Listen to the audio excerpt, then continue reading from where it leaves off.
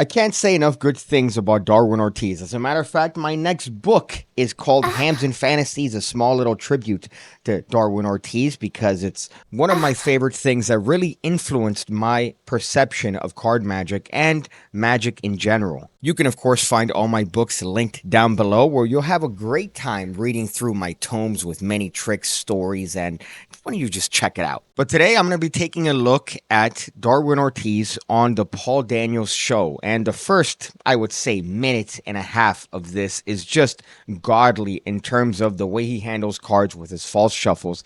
And he makes false shuffles entertaining for the audience. I was certainly captivated. So let's take a look at it and see why Darwin Ortiz is way better than you. We're going to start by opening a brand new deck of cards. As a matter of fact, Roy, as soon as I finish here, I'm going to give you this deck of cards as a little souvenir to take home with you. Just so that when you get them home, you can check them out and see they really are standard, ordinary cards. Because right now we're going to show people what can be done by a card sheet in a game using standard, ordinary cards. Now, because it's a brand new deck, the cards are still in sequence. They always come this way from the manufacturer. Ace through king, ace through king, king through ace, king through ace. Now, a lot of people believe the way to keep a dealer honest in a game is to insist that he start by giving the cards a couple of cuts. Now, I don't know if you remember when we started, we had the ace of hearts on top of the deck, and we had the ace of spades on the bottom of the deck, and we had the cards in this exact order: ace through king, and ace through king, king through ace, king through ace. As I've mentioned before, I'm a little bit obsessed with kickback style routines, or routines that have callbacks. And here you're going to see that he uses this as a callback with his false shuffles to constantly show the audience that the deck is in the same condition. He uses a plethora of different false shuffles, including a strip shuffle and a pull-through shuffle that I can't even begin to imagine the level of practice necessary to get to that point. You're going to see it afterwards, where the camera zooms in directly on where you would think that it would flash, and it doesn't flash because he's Darwin Ortiz and absolutely masterful at everything he does. Oftentimes I see these demonstrations almost as magic masturbation, where you're there jerking off your willy, showing the participants all these techniques that you've hoarded throughout the years, and it really lacks an entertainment value. However, here you could see that he almost makes it a joke and does these little callbacks to get the audience to react by consistently showing the fact that the deck is still in new deck order. That's why some people feel you should insist on a more thorough kind of cut. What they sometimes call a strip cut. You'll see blackjack dealers in Las Vegas do this kind of cut. You wouldn't think that the ace of hearts would still be on top, and that the ace of spades would still be on the bottom, and that every single card in between would be in exactly the same order. Ace through king, king through ace, king through ace.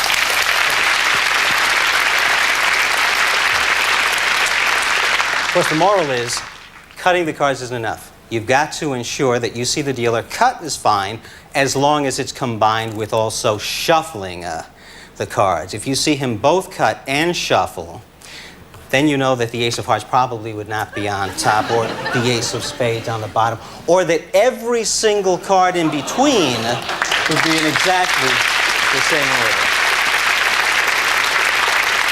You see what I mean there, where Darwin Ortiz does that little pull-through shuffle at the end of the sequence, and the audience audibly gasped. Now, you really have to be careful when it comes to demonstrating something like this, because it could really undermine the rest of your performance. So if you have a longer set and you decide to open up with something like this, it reminds me of certain instances like the ambitious card routine, where you demonstrate to the audience that you could put a card in the middle and you can make it come to the top without much visible compromise. It's very similar here because, well, guess what? If you ever shuffle the deck in front of the participants again, they're just going to assume that you're doing the false shuffles that you demonstrated earlier. So keep that in mind if you ever decide to incorporate a routine like this into your act, where you are demonstrating certain false shuffles to the audience. You want to be mindful of the placement and the perception you are giving the audience for your act. I'll tell you what, I'll shuffle for real. Because, and what I want to show you now, I'm not going to concern myself with controlling 52 cards like we were just doing.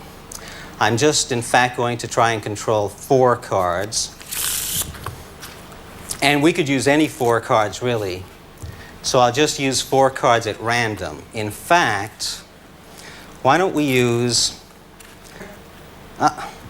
here they are. These 4 cards. Now, he does flub that production slightly, but he still recovers, I think, brilliantly. And it's a difficult one to do anyways. Notice that he's doing 2 ferals to actually get those aces in position. Sight unseen, apparently, to the audience, but yet he's still controlling those 4 aces. And he does this, I believe, Freeman production that I've tried to learn and I've never been able to. I've tried to, and for some reason, the cards always end up in the exact same way. Now, the virgin-y humor here is that Darwin Ortiz is being completely honest. He is, in fact, using those shuffles to control the cards that he wants, and in this case, he's controlling the 4 aces. Now, I'm going to place the 4 aces on top of the deck. I'll shuffle them into the deck, but I am keeping track of them. Now, I'm going to ask you, well, I'll ask Roy, how many players would you like in a game of draw poker if we were in a game of poker? You want 2, 3, 4, 5, 6, 7? 6. You tell me. 6 players? 6, yeah. That's a pretty good sized game. I'm going to give these cards a series of shuffles. During these shuffles, I am not going to be primarily concerned with mixing the cards. I'm going to be primarily concerned with repositioning those aces so that when I deal, I get the aces. Now, at this point, I put the cards in front of Adrian to cut. You don't know it, but he's my partner. He'll do one of those cuts that leaves the cards in exactly the same order. Now, let's see if the stack works. That's 1, 2, 3, 4, 5, 6. You said 6 players? That's what I thought you said. And notice the cards all come off the top of the deck. I can afford to deal honestly because I shuffled crookedly. And that's what's known as stacking a poker hand.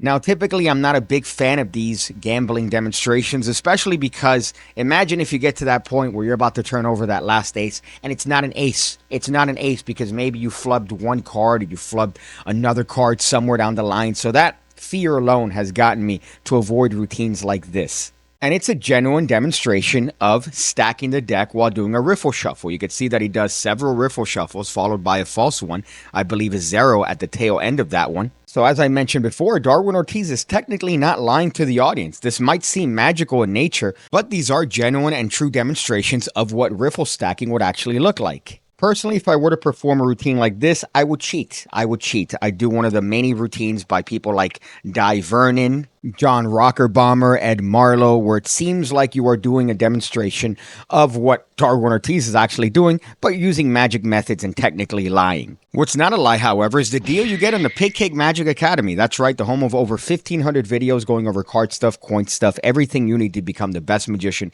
you could possibly be, all for the low, low price of a single White Claw month equivalent, which is $5. $5 a month, you get access to all those videos and counting, because I'm always uploading new content every week. I'm always uploading new videos, fresh takes on sleights, and different things that will take you from a beginner magician all the way to expert level stuff. Check it out.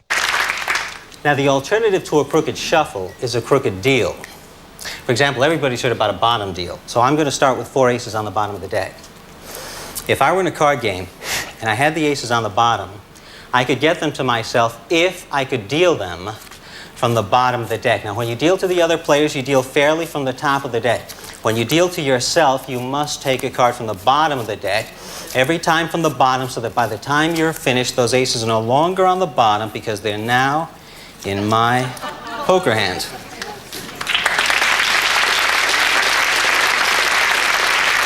Not to toot my own horn here, but I did put a bottom deal video years and years and years ago now that you should definitely check out. My goodness, I started doing this in 2016 and I'm still doing it. What? I might have an existential crisis at the end of this video. But now that's only one kind of crooked deal you can do, a bottom deal.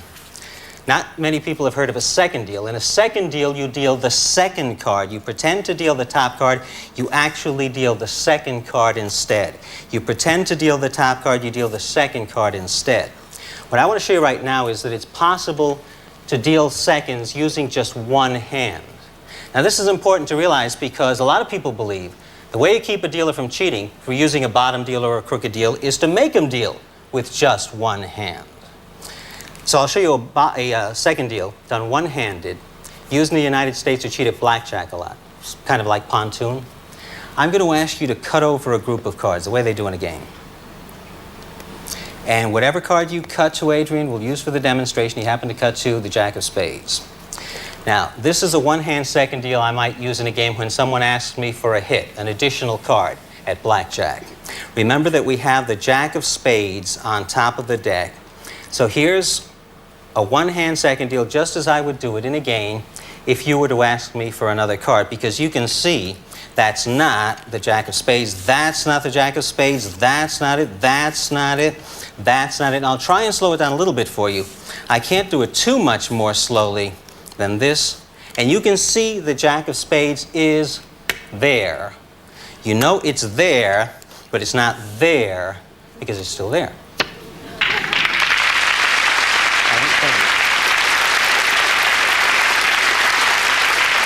That, I'm sure, wasn't for the lay people in the audience. That's just to show the magicians Darwin Ortiz's big, huge nuts. I do love that subtlety of having that card extended, which not only aids in the movement, but also gives the impression that that's the same card that you're dealing on the table. This is a difficult move just to even do once, and yet he shows you here that he's capable of doing it multiple times in a row.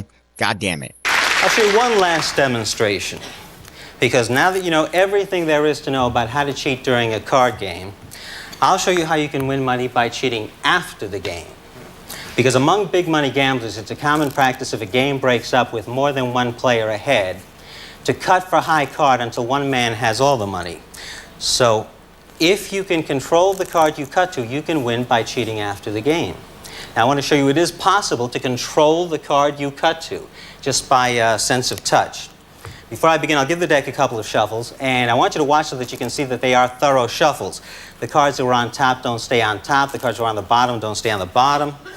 I'll try and make the last shuffle especially thorough so that you can watch as closely as you wish and see that this really is a thorough shuffle. Adrian, from where you're sitting, you can see that's a very thorough shuffle. Fair enough?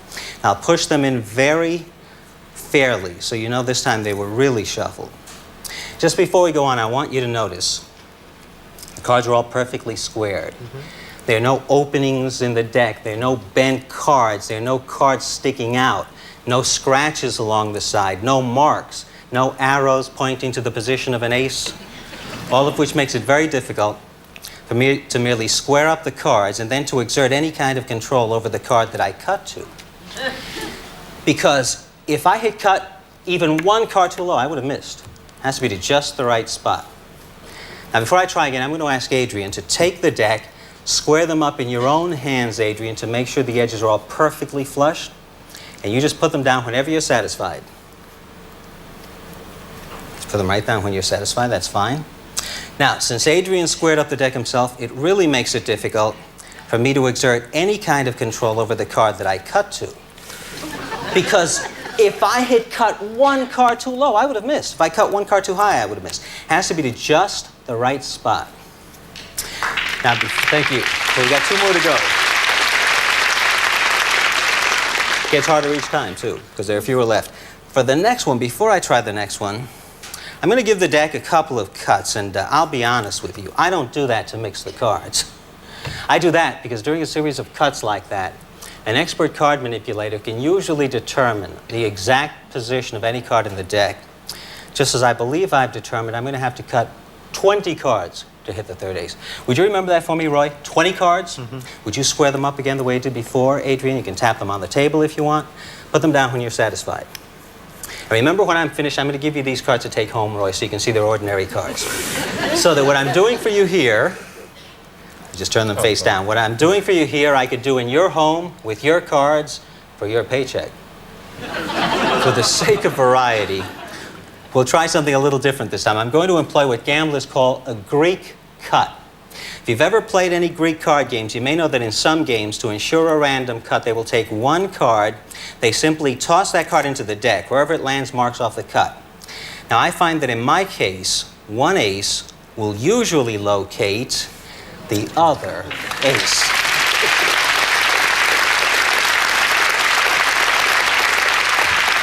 But don't toss it in too far down because you'll miss. Don't toss it in too far up because you'll miss. It has to be to just the right spot. And how many cards down did I say that ace was, Roy? 20 cards. So there should be 20 cards here. Right, 20 cards. You know, I usually get a standing ovation when I do this. I seldom do this, but I hate to be laughed at. I'm going to count these cards for you. I'm going to ask you to help me to make sure I count fairly. I'll push the cards over one at a time. You take each one, Adrian, make sure there's only one card there, then put it on the table. Remember, we should have 20 cards here. Go ahead, take it.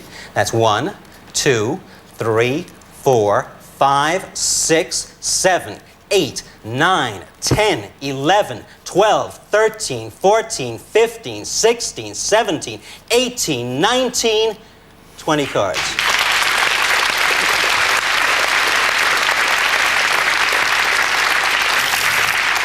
Great. Now, I don't want applause. I expect a written apology in the mail tomorrow for everybody who laughed. Remember, there's still one more ace in here somewhere, and I have no way of knowing where, but I have found that after years of practice, study, and self-denial, that I can usually reach into the center of the deck with just one finger and pluck out the final.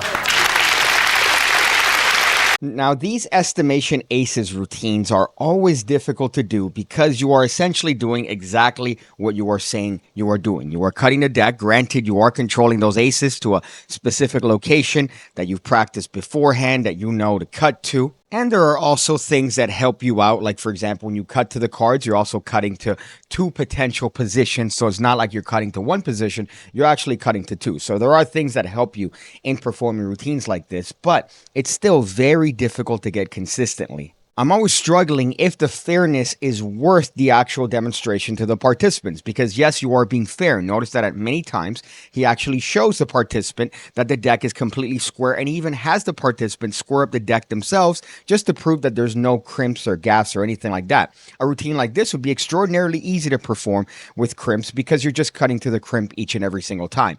Whereas with estimation, you are cutting to where you estimate those aces to be, that you've controlled them with the cuts and shuffles. Point is that to a layperson, this would be irrelevant, especially if you've already demonstrated that you could cut to the aces, like Darwin Ortiz demonstrated earlier with that Freeman technique. You are emphasizing the fairness, but technically it is the same effect. You are cutting to the aces. Now, granted, he's doing them one at a time. He's also showing the fact that he could cut specifically to 20 cards if needed. So there are little things that he does that are different. But to the mind of a layperson, I would think that it's redundant. But remember that he's Darwin Ortiz, and he structured this routine carefully. And I'm PigCake. I make dick jokes while doing magic tricks, so who's really better? I'm just letting you know that you should be careful when it comes to routines like this, and something even like an ambitious card routine, because imagine you are demonstrating to the audience that you can in fact place a card into the middle and have it come to the top at will. So you have to make sure that the effect there demonstrates that that card can't just come to the top in other ways. It can only come to the top under those certain conditions. My favorite is time control, time travel. It might seem weird and esoteric, however, it ensures that the effect to the audience is that the card could only come to the top under those specific conditions and not just at any point in time, because then guess what? Anytime that card's put in the middle, I could just do the certain thing that I've done previously in an ambitious card routine and it comes to the top. So keep that in mind. Also keep in mind these nuts. I see you again, when I see you again, when I see you again, when I see you again, when I see you again, when I see you again, when I see you again.